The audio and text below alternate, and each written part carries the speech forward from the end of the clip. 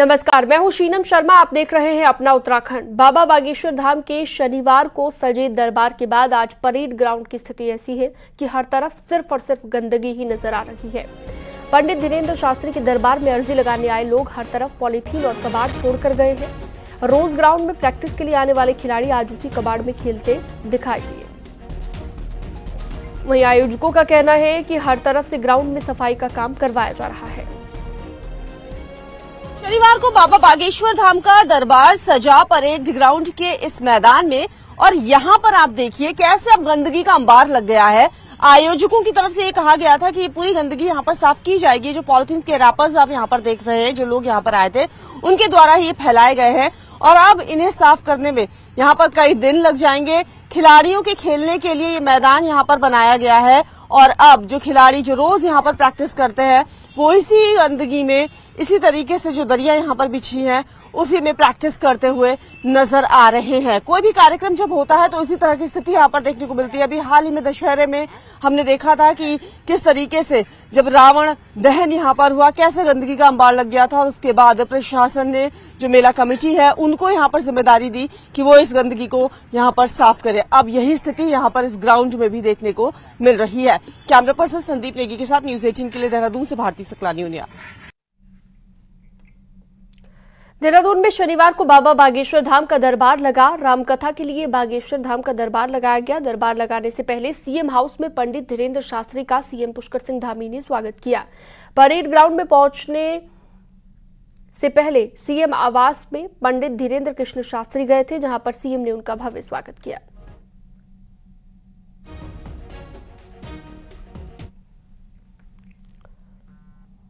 और सीएम पुष्कर सिंह धामी आज जाएंगे मुंबई। आज शाम को मुंबई के लिए सीएम धामी रवाना होंगे, जहां से वो कल ग्लोबल इन्वेस्टर समिट को लेकर निवेशकों से वहां पर मुलाकात करने वाले हैं। उन्हें इन्वेस्टर समिट में आने के लिए आमंत्रित करेंगे। दिसंबर में देहरादून में इन्वेस्टर समिट होना है। इससे पहले सीएम धामी गुजरात, दिल्ली में भी इन्वेस्टर समिट के लिए रोड शो कर चुके हैं। सुनील और प्रभात खबर पर ज्यादा जानकारी के लिए हमारे साथ जुड़ गए हैं। सुनील, क्या ये पूरा कार्यक्रम रहेगा मुख्यमंत्री पुष्कर सिंह धामी का? हालांकि आज तो सिर्फ उन्हें निकलना है, कल कहां पर रोड शो रहेंगे, क्या जानकारी?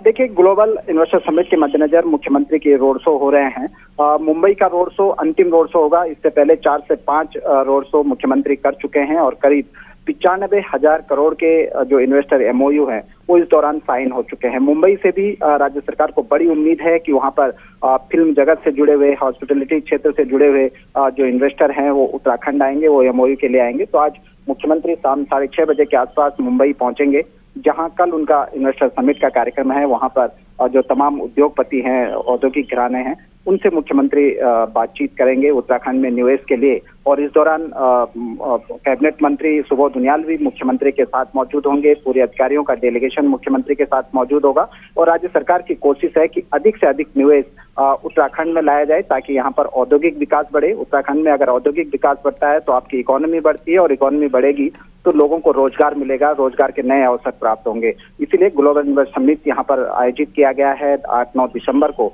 और उसके मद्देनजर मुख्यमंत्री तमाम स्टेट में जाके, स्टेट से बाहर भी जाकर निवेशकों को उत्तराखंड के लिए आमंत्रित कर रहे हैं। जी, बहुत शुक्रिया तमाम जानकारी के लिए आपका सुनील प्रभात। तो ग्लोबल इन्वेस्टर समिट को लेकर ये दौरा रखेगा और अब तक काफी निवेश को लेकर एमओयू साइन हो भी चुके हैं, कई रोड शो भी हो चुके हैं गुजरात में, दिल्ली में सीएम पुष्कर सिंह धामी के, और अब एक बार फिर से कल वो निवेशकों से मुलाकात करेंगे।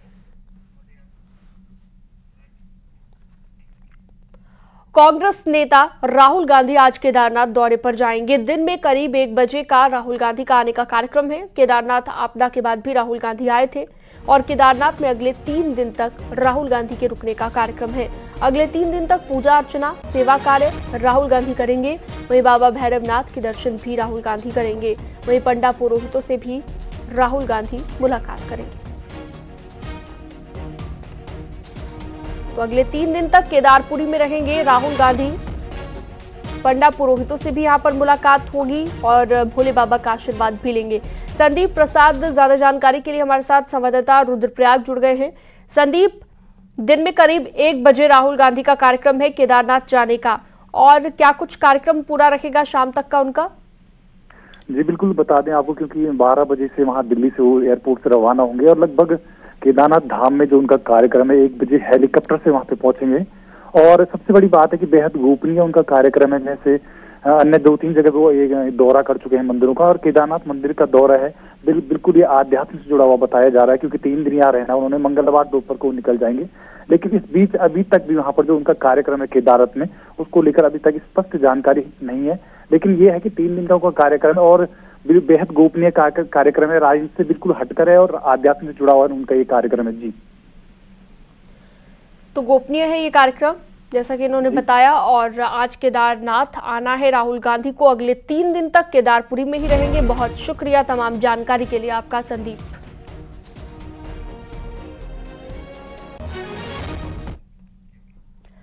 चारों धामों में श्रद्धालुओं का तांता लगा हुआ है। वहीं बद्रीनाथ धाम में भी रिकॉर्ड तोड़ श्रद्धालु पहुंचे और अभी तक 17,46,000 श्रद्धालुओं ने धाम में पहुंचकर बद्री विशाल के दर्शन किए हैं। वहीं 2022 में 17,60,000 यात्री बद्रीनाथ धाम पहुंचे थे और इस साल 18 नवंबर को बद्रीनाथ के कपाट बंद होंगे। वहीं कपाट बंद होने से पहले भारी संख्या में तीर्थयात्री बद्रीनाथ धाम पहुंच रहे हैं।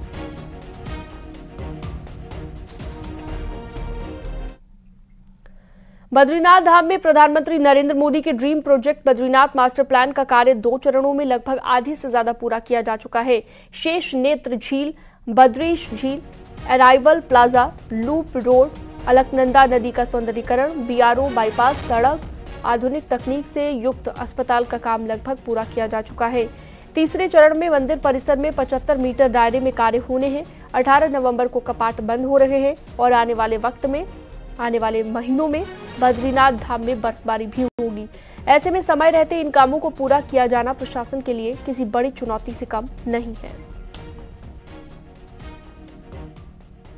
प्रधानमंत्री नरेंद्र मोदी के dream project Badrinath master plan के कार्य लगातार बद्रीनाथ धाम में गतिमान है और इस वर्ष आधे से ज़्यादा काम को पूरा कर दिया गया है। इस समय हम शेष नेत्र झील पर मौजूद हैं और आप देखिए किस तरीके से शेष नेत्र झील को सजाया जा रहा है और इसका सौंदर्यीकरण का जो काम है वो लगातार किया जा रहा है। पहले इस पूरे इलाके में दलदल रहता था, लेकिन अब इसको और खूबसूरत बना दिया गया है, टाइल्स लगाई गई है और आने वाले समय में यहाँ पे जो तीर्थ यात्री घूमने के लिए आएंगे, यानी कि दर्शनों के लिए भी आएंगे, वो यहाँ पे इन लेखों का भी दीदार करेंगे। और आप देखिए दूसरी तस्वीर ठीक सामने जो अराइवल प्लाजा है, लगभग उसका काम भी अब पूरा हो चुका है। आधुनिक तकनीकों से जो अस्पताल बनाया जा रहा है उसका काम भी लगभग पूरा किया जा चुका है। जो लूप रोड है उसको भी बनाया जा रहा है, उसका काम भी लगातार गतिमान है। अभी भी आप देखिए जो यात्री हैं वो आसानी से अब घूमते हुए मंदिर परिसर की तरफ जा सकते हैं। बीआरओ की जो यहाँ पे ये चौराहा है, यहाँ से आराम से अब यात्री घूम सकते हैं और यहाँ से बद्रीनाथ धाम की तरफ, मंदिर परिसर की तरफ जा सकते हैं। बद्रीनाथ धाम में यात्रियों की संख्या लगातार बढ़ रही है। ऐसे में बद्रीनाथ धाम में मास्टर प्लान के जो कार्य है उनको करना बहुत आवश्यक था। ऐसे में प्रधानमंत्री नरेंद्र मोदी के dream project Badrinath master plan के तहत इन सारे कार्यों को किया जा रहा है। आने वाले समय में पूरी बदली सी नज़र आएगी और तीर्थ यात्रियों को सुगम और अच्छे दर्शन मिलेंगे। नितिन सेमवाल, न्यूज़ 18, बद्रीनाथ धाम। स्पा सेंटर्स पर न्यूज़ 18 की खबर पर पुलिस ने एक बार फिर से मुहर लगाई है। अब पुलिस ने ही इन्हें साफ तौर पर जिस्म फरोशी का अड्डा मान लिया है। एक रिपोर्ट आपको दिखाते हैं।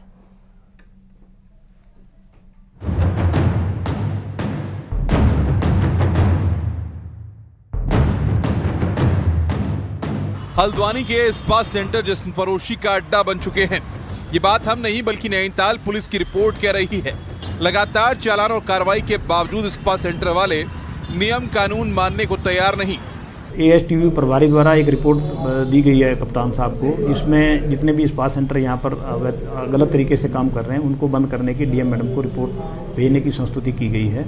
हालात ऐसे हैं कि पुलिस अब इन स्पा सेंटर्स के कारनामों से परेशान हो चुकी है। यहाँ स्पा के नाम पर दूसरे राज्यों से लड़कियां बुलाई जा रही हैं और फिर बंद कमरे के भीतर जिस्म का सौदा हो रहा है। पुलिस ने अब नैनीताल जिले में चल रहे 13 स्पा सेंटर्स को बंद करने की सिफारिश डीएम से की है।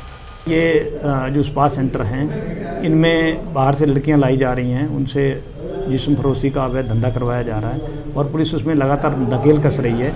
न्यूज़ 18 ने सबसे पहले अपनी इन्वेस्टिगेशन के जरिए साबित किया था कि स्पा सेंटर के नाम पर प्रदेश में जिस्म फरोशी के अड्डे चल रहे हैं। ऐसे में नैनीताल पुलिस की रिपोर्ट इस बात को फिर तस्दीक करती है। हल्द्वानी से न्यूज़ 18 के लिए शैलेंद्र नेगी की रिपोर्ट। जोशीमठ क्षेत्र में एक बार फिर से भालू की दस्तक ने दहशत का माहौल पैदा कर दिया है। जोशीमठ के सिंहधार और रवीर ग्राम वार्ड में भालू दिखाई दिया है, जिससे ग्रामीणों में भय का माहौल है। पिछले साल भी भालू ने क्षेत्र में काफी नुकसान पहुंचाया था।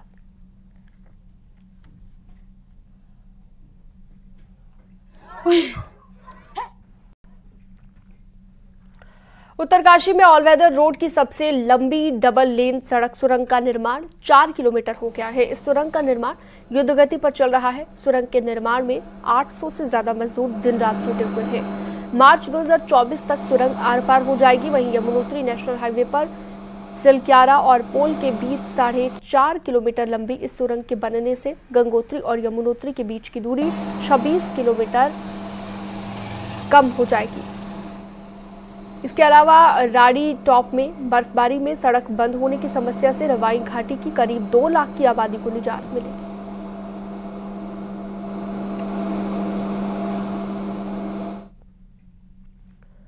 क्या आप जानते हैं कि भगवान बद्री विशाल के दर्शनों के लिए देवता भी बद्रीनाथ धाम आते हैं? एक रिपोर्ट आपको दिखाते हैं।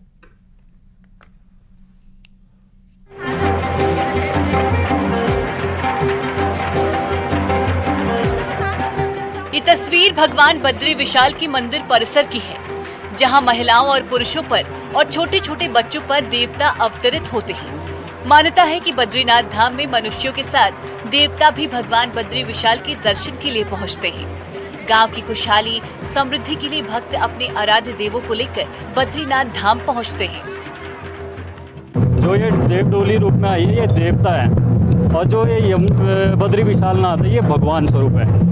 तो भगवान स्वरूप भगवान के दर्शन करने यहाँ पे जो भी हमारे उत्तराखंड में जितने भी देवी देवता हैं, ये सब लोग यहाँ पे दर्शन करने आते हैं। और ये इनका दर्शन करने का मुख्य कारण ये होता है, जो ये इनके साथ इनकी जनता होती है, इनको लाने का मुख्य कारण होता है। और हमारे उत्तराखंड को देवभूमि इसीलिए कहा जाता है, क्योंकि हमारा धरोहर है तो देवी देवता है, 4 धाम है, जैसे बद्रीनाथ है, केदारनाथ है, गंगोत्री, यमुनोत्री है। तो जो सोमेश्वर महादेव हैं, ये खरसाली, खुशीमठ, यमुनोत्री के सबसे प्राचीन और पौराणिक देवता हैं, और इन्हें हिमालय का राजा भी कहा जाता है और शिव जी का स्वरूप भी माना जाता है, और न्यायप्रिय देवता है। गंगोत्री, यमुनोत्री, उत्तरकाशी, टिहरी, रुद्रप्रयाग, कुमाऊं और गढ़वाल के अन्य जगहों से लगातार देव डोलियां बद्रीनाथ धाम पहुंचती है।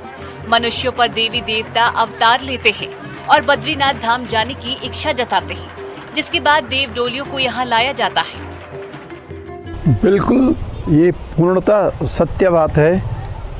उत्तरकाशी, चमोली, टेहरी और कुमाऊं मंडल, यहाँ से डोलियाँ आती हैं, और डोलियों में जो देवता पश्वा जिन्हें कहते हैं, अवतारी पुरुष, वो साक्षात रूप से बोलते हैं कि हमें इस वर्ष बद्रीनाथ जाना है, केदारनाथ जाना है और हमें यात्रा करनी है।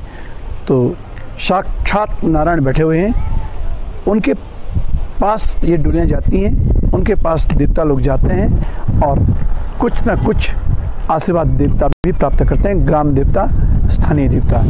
अपनी अनोखी परंपरा के लिए ही उत्तराखंड को देवभूमि कहा जाता है। यहाँ कण कण में भगवान विराजमान है, इसलिए हर कोई एक बार उत्तराखंड के सभी देवी देवताओं के दर्शन करने की इच्छा मन में रखता है। चमोली से न्यूज़ 18 के लिए नितिन सेमवाल की रिपोर्ट। चमोली के दूरस्थ विकासखंड नागनाथ पोखरी मुख्यालय पर एक ही रात में सड़क पर बिछाया गया डामर उखड़ गया।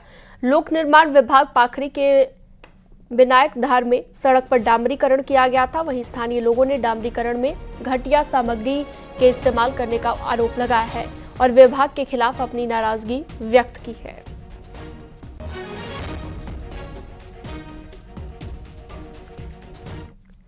पहले रूस यूक्रेन के युद्ध ने बागेश्वर के खड़िया उद्योग को प्रभावित किया था। अब इजराइल हमास के युद्ध ने एक बार फिर से इनकी कमर तोड़ दी है। हालात इतने खराब हैं कि इस सीजन में 5% खड़िया खदान में भी काम शुरू नहीं हुआ।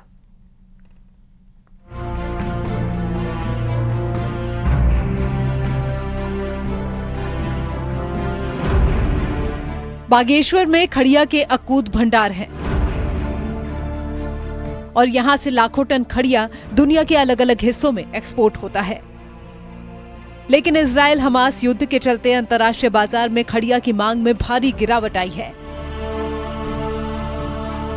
जिससे खनन कारोबारियों के साथ ही स्थानीय लोग भी खासा परेशान हैं। खड़िया जो एक अंतर्राष्ट्रीय बाजार में जाने का एक मूल तत्व है, जिससे कई मटेरियल यूरोपियन अमेरिकन कंट्रीज में यहाँ से सप्लाई होता है, तो उसका असर उस दोनों देशों के उस महायुद्ध से हमारे बागेश्वर जनपद तक असर आया है। खड़िया सीजन में यहाँ पर स्थानीय लोगों को रोजगार मिलता है, तो साथ ही सरकार को करोड़ों का राजस्व भी मिलता है। वहीं मजदूर, घोड़ा खच्चर वाले, ट्रक ड्राइवर और स्थानीय दुकानदार खड़िया उद्योग में आय संकट से परेशान हैं। ये ड्राइवर जो है बहुत बेरोजगार हो गए और घर की स्थिति बहुत खराब हो गई ड्राइवरों की, और बच्चे स्कूल जा रहे हैं, फीस कहाँ से देंगे। मटेरियल ज़्यादातर एक्सपोर्ट होता था, रशिया यूक्रेन वॉर की वजह से भी ये थोड़ा सा यूरोप में डिमांड कम हो गई है, तो वहाँ पर नहीं जा पा रहा है। अन्य जो इंडस्ट्रीज़ है हमारी, तो वहाँ पर भी हमारी डिमांड कम हुई है, तो इसलिए नहीं जा पा रहा है। तो इसके लिए हमें प्रयास सभी को करना पड़ेगा, हमको इसकी सप्लाई चेन पर वर्क करना पड़ेगा कि हमें नई नई इंडस्ट्रीज़ तलाशनी पड़ेंगी। जो हमारा एक्सपोर्ट होता था उसको एक्सपोर्ट बाहर होता था, उसको इंडिया में ही उसके एवेन्यूज तलाशने पड़ेंगे। इजराइल हमास युद्ध ने बागेश्वर के एकमात्र उद्योग को झकझोर कर रख दिया है। इस कारोबार से जुड़ा हर व्यक्ति जल्द से जल्द दुनिया के हालात ठीक होने की दुआ कर रहा है। न्यूज़ 18 के लिए बागेश्वर से सुष्मिता थापा की रिपोर्ट।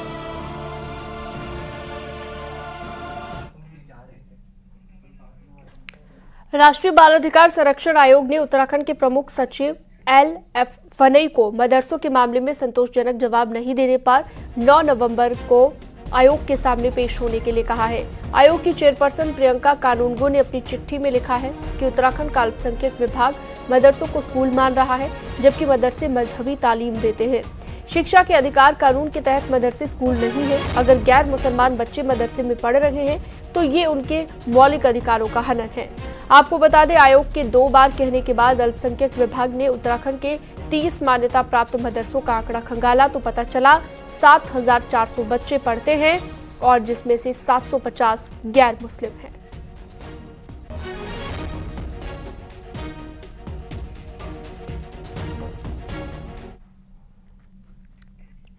पूर्व सीएम हरीश रावत का एक्सीडेंट नहीं होता अगर उनकी गाड़ी के आगे हादसे वाले दिन एस्कॉर्ट होती। इस बात को पूर्व सीएम हरीश रावत ने कांग्रेसी होने की वजह से खुद के साथ भेदभाव करार दिया। उनके इस बयान के बाद वीआईपी सिक्योरिटी पर सियासत शुरू हो गई है।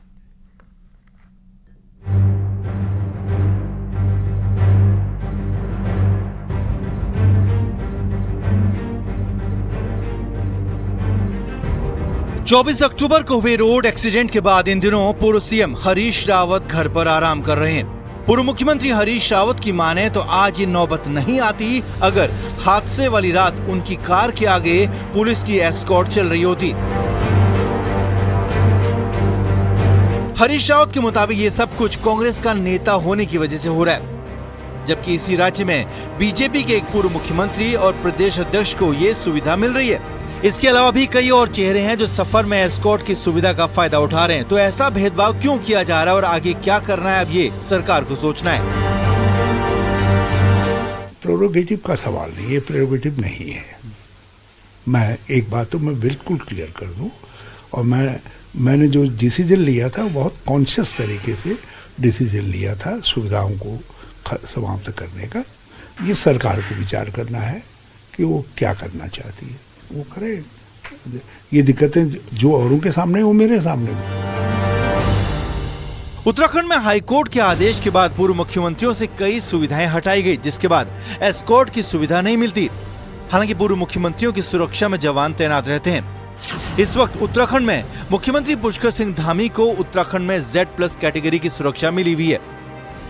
पूर्व सीएम भुवन चंद खंडूरी, रमेश पोखरियाल निशंक, विजय बहुगुणा, त्रिवेंद्र सिंह रावत, तीरथ सिंह रावत को Y कैटेगरी की सुविधा हासिल है, जिसमें एस्कॉर्ट नहीं आती। इसके अलावा केंद्रीय राज्य मंत्री अजय भट्ट को केंद्र के साथ राज्य की Y कैटेगरी की सुविधा हासिल है। सभी कैबिनेट मंत्री, नेता विपक्ष, विधानसभा स्पीकर, हाईकोर्ट के जजों को Y+ एस्कॉर्ट की सुविधा मिलती है। यही सुविधा बीजेपी प्रदेश अध्यक्ष महेंद्र भट्ट और पूर्व मुख्यमंत्री और गवर्नर रहे भगत सिंह कोश्यारी को मिल रही है। इसके साथ कुछ समाज सेवियों और संतों को भी Y+ एस्कॉर्ट की सुविधा मिलती है। पूर्व सीएम हरीश रावत ने बीजेपी प्रदेश अध्यक्ष, पूर्व सीएम और दूसरे लोगों को एस्कॉर्ट मिलने पर सवाल उठाया तो बीजेपी प्रदेश अध्यक्ष ने इसे सुरक्षा का मामला बताया और हरीश रावत को सरकार से सुरक्षा मांगने की सलाह दे दी। तो वहीं कांग्रेस प्रदेश अध्यक्ष करण महारा ने इसे खुद के और कांग्रेस नेताओं के साथ सौतेला व्यवहार बताया। कानून की व्यवस्था कानून के दायरे में रहते हुए प्रशासन ही तय करता है और किसको एस्कॉर्ट देनी है किसको नहीं देनी सरकार का नैतिक अधिकार के विषय रहते हैं। सुरक्षा भी एक पक्ष होता है। अब हरीश रावत जी एस्कॉर्ट चाह रहे हैं तो मुख्यमंत्री से जरूर आवेदन कर, मुख्यमंत्री से अनुरोध करें और उनको अपनी जान का खतरा उसके कुछ पुष्ट प्रमाण कुछ बनते हैं तो वो भी देने चाहिए। मैंने मुख्यमंत्री के जो सचिव हैं उनको खुद फोन करके दूरभाष से इस बारे में सूचना भी दी और अपनी शिकायत भी दर्ज की है। देखते हैं आने वाले समय में अब क्या होगा। स्वयं बहुत सारी चीजें ऐसी हैं जो आने वाले समय में खुलासा होगा। विपक्ष के संग सौतेला व्यवहार हो रहा है। साफ है कि पूर्व मुख्यमंत्रियों को गाड़ी के आगे एस्कॉर्ट की सुविधा नहीं मिलेगी। ये आदेश हाईकोर्ट ने एक जनहित याचिका में सुनवाई के बाद दिया था। पर अब बीजेपी प्रदेश अध्यक्ष और पूर्व मुख्यमंत्री भगत सिंह कोश्यारी को मिल रही सुरक्षा पर सियासत शुरू हो गई है और खुद की सुरक्षा की बात कहकर यही सवाल पूर्व मुख्यमंत्री हरीश रावत ने उठाया है। देहरादून से न्यूज़ 18 के लिए दीपांकर भट्ट की रिपोर्ट।